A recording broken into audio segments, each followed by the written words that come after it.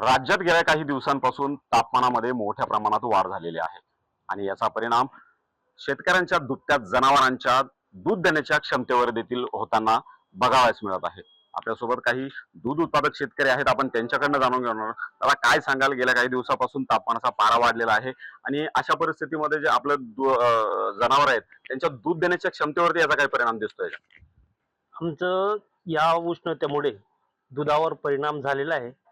जे आमचं दूध अगोदर 70-80 लिटर दूध निघत होतं, हे 2 दिवसापासून आमचं 10 ते 15 लिटर दूध कमी झालं.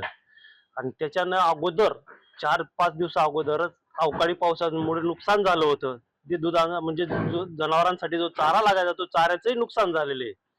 त्याच्या याच्यावर सरकारने काहीतरी दखल घेण्यास पाहिजे.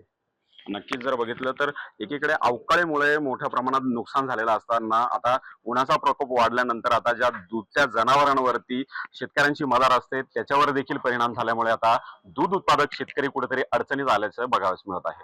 डोळ्यावरनं भूषण आहिरे, साम टीव्ही न्यूज.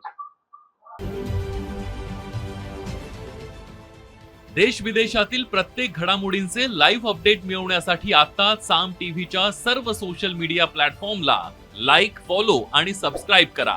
तसंच सर्व नोटिफिकेशनसाठी बेल आयकॉन प्रेस करायला विसरू नका.